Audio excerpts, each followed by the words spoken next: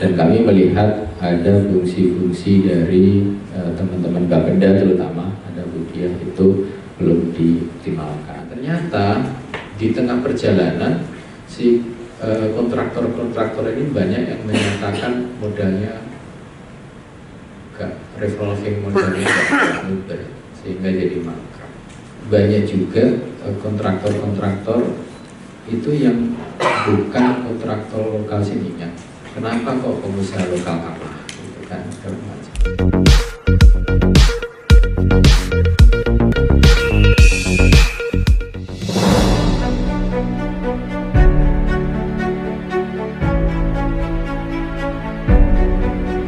Pemkot Probolinggo gelar press release bareng jurnalis, PJ Wali Kota bahas pembangunan hingga persiapan jelang Nataru. Probolinggo CB News Indonesia, pemerintah Kota Probolinggo menggelar press release bersama para jurnalis Probolinggo di ruang Command Center, kantor Wali Kota Probolinggo. Kegiatan ini dipimpin langsung oleh PJ Wali Kota M. Taufik Kurniawan, yang membahas berbagai capaian dan prestasi Kota Probolinggo sepanjang tahun 2024, Jumat tanggal 13 Desember tahun 2024. Acara yang dimulai sekitar pukul 9 pagi ini memberikan kesempatan bagi media untuk menggali informasi lebih dalam tentang berbagai hal yang telah dicapai pemerintah Kota Probolinggo, baik di tingkat internasional, nasional, maupun regional. Lebih dari itu, kesempatan ini juga digunakan untuk mempererat hubungan antara pemerintah Kota Probolinggo dengan awak media, serta mendengarkan aspirasi dari sudut pandang para jurnalis. Mamat Abdullah dan Gogon Harum, koresponden CB News Indonesia, mengabarkan dari Kota Probolinggo, Jawa Timur. Bismillahirrahmanirrahim. Assalamualaikum warahmatullahi wabarakatuh. Selamat pagi, salam bahagia, salam sehat buat kita semua. Baik, ada yang mau ditanyakan langsung, silakan Pak Edi. Nah, saya sempat melihat saya langsung datengin teman-teman di bagian pengadaan barang dan jasa. Itu saya perhatikan itu banyak juga kontraktor-kontraktor itu yang bukan kontraktor lokal sininya yang menang. Jadi memang sekarang ini kan metodenya udah e-tender ya, lelang elektronik. Jadi memang kita tidak bisa membatasi siapapun yang masuk tender atau lelang seperti itu. Nah, cuma jadi pertanyaan besar saya kan pada saat itu, kenapa kok pengusaha lokal kalah? Padahal harusnya menang, karena kan dia dari sisi cost biaya operasionalnya kan harusnya lebih rendah, karena udah stay di sini, tidak perlu sewa kantor, berawal dari situ. Kemudian saya telusuri lagi, saya datang ke teman-teman BI, saya berangkat ke BI, dilaporkan di sana. Ternyata banyak yang mereka sebenarnya dari sisi proses pengadaan barang dan jasa itu sudah benar dengan posisi harga terendah. Nah ternyata di tengah perjalanan si kontraktor-kontraktor ini banyak yang menyatakan modalnya revolving, modalnya mudah, sehingga jadi mangkrak. Jadi sebenarnya kalau melihat permasalahan yang terjadi itu tidak semuanya menjadi tumpuan teman-teman di pemerintah. Jadi mungkin juga selain faktor pemodalan, mereka hanya ingin menang tender, kemudian ingin semangatnya disubkonkan segala macam, ya. Atau mereka memang sengaja banting harga dulu, yang penting dapat proyek dulu. Ternyata dalam perkembangannya mungkin banyak harga-harga barang yang nggak mutu. Nah, itu mengakibatkan yang tadi dibilang proyeknya mangkrak, gagal gitu. Nah, ini menjadi perhatian. Saya sudah sampaikan untuk ke depan sebenarnya untuk proses pengadaan barang dan jasa itu tidak harus harga terendah. Boleh namanya proses tender itu dengan kualitas dan biaya. Jadi rekod perjalanannya sih kontraktor ini kayak apa, permodalannya juga begitu. Nah itu kondisinya. Nah bagaimana dengan proyek-proyek yang mangkrak ini yang menjadi perhatian kan harus tetap udah diteruskan di tahun depan. Ya tentunya kontraktornya bisa kena blacklist. Jadi seperti itu Pak kondisi setelah saya masuk di sini saya perhatikan ada permasalahan dan kami melihat ada fungsi-fungsi dari teman-teman Bapenda terutama ada Budiah itu belum dioptimalkan. Jadi terkait perencanaan anggaran, jadi sebenarnya secara nasional kemarin waktu itu kami dikumpulkan Pak Prabowo di Sentul. Nah, itu secara nasional itu APBD di semua daerah itu tingkat efektivitasnya masih rendah. Tingkat efektivitasnya itu masih sekitar 50 sekian persen lah. Nah ini kalau kita mengutip pernyataan Bapak Mendagri itu memang APBD itu kan banyak dipengaruhi oleh wali kota atau bupati terpilih.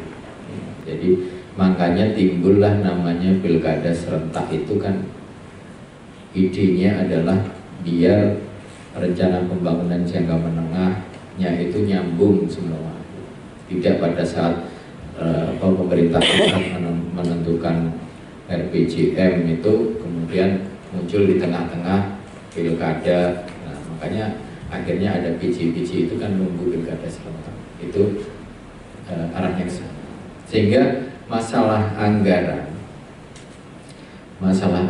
itu nah ini lagi-lagi saya itu masuk pada posisi yang sudah wis nggak iso opo-opo lah itu.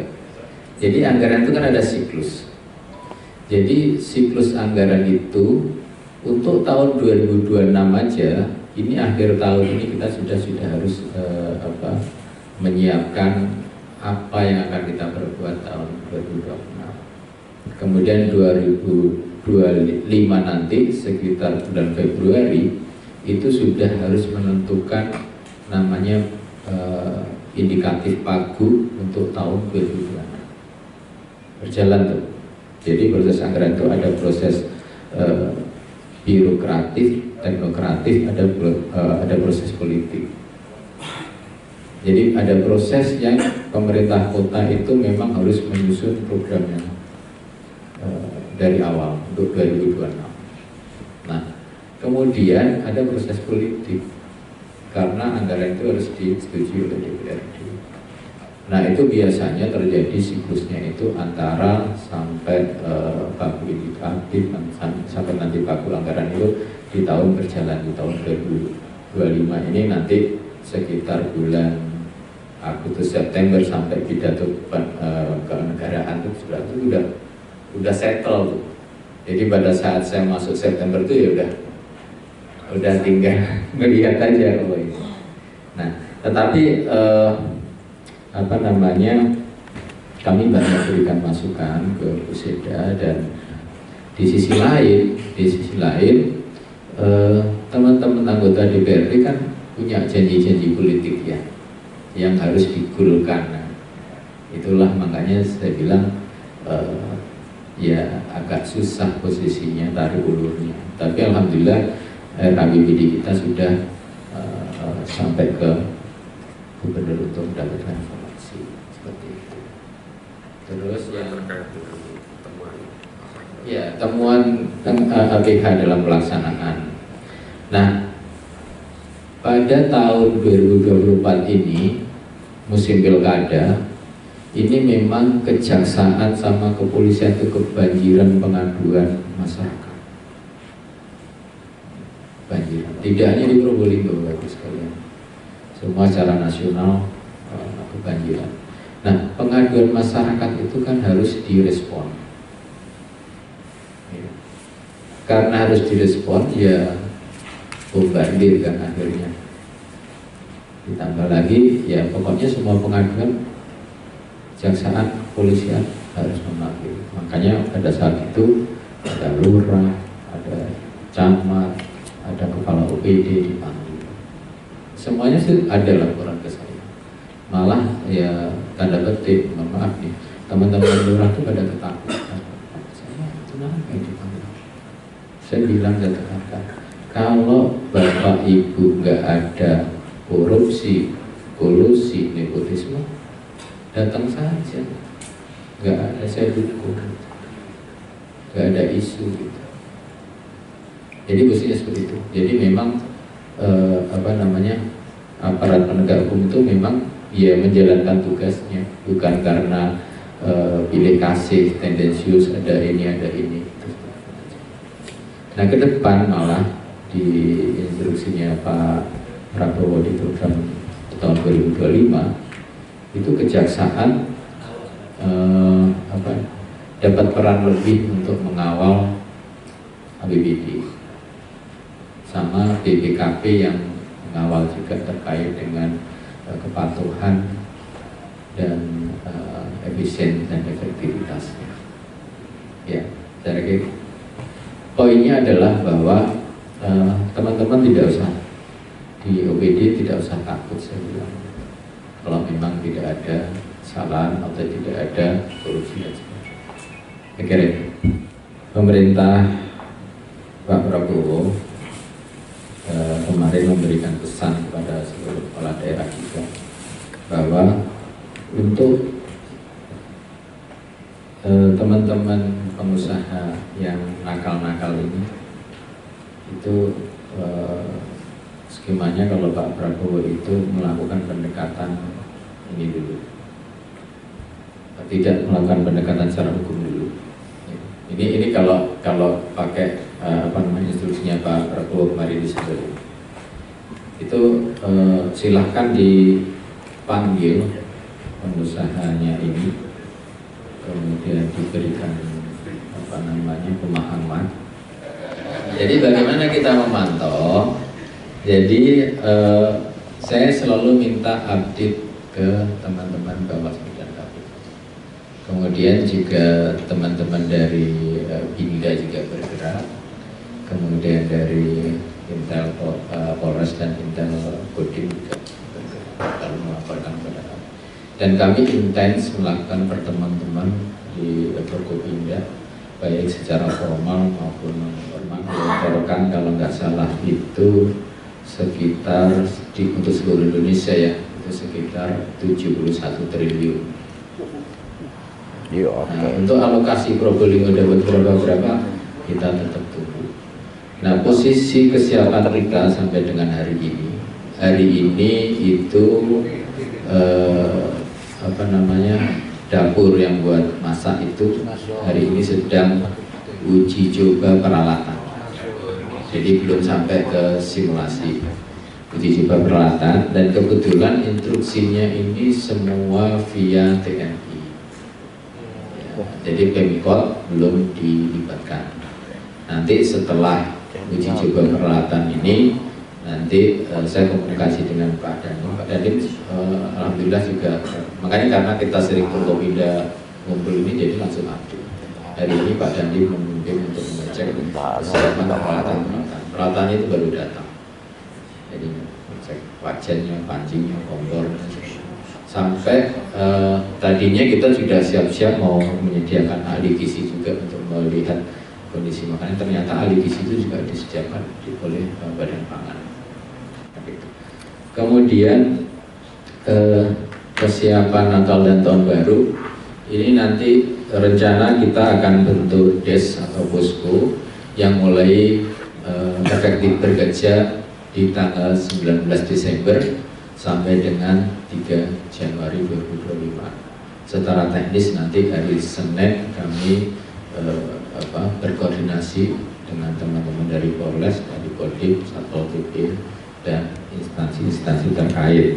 Jadi tidak hanya masalah keamanan dan ketertiban, juga terkait dengan ketersediaan bahan pokok, ketersediaan bahan bakar, kemudian juga pengendalian laju inflasi. Itu Bapak Ibu sekalian.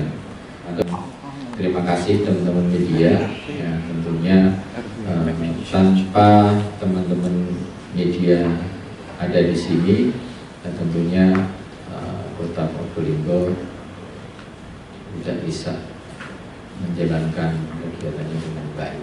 Jadi support teman-teman media selalu kami harapkan, beritakan pemberitaan yang benar. nggak usah ragu-ragu, kebenaran memang harus ditunjukkan. Saya kira itu, sekali lagi saya sangat terima kasih atas kehadirannya, mudah-mudahan menjadi berkah bagi kita semua.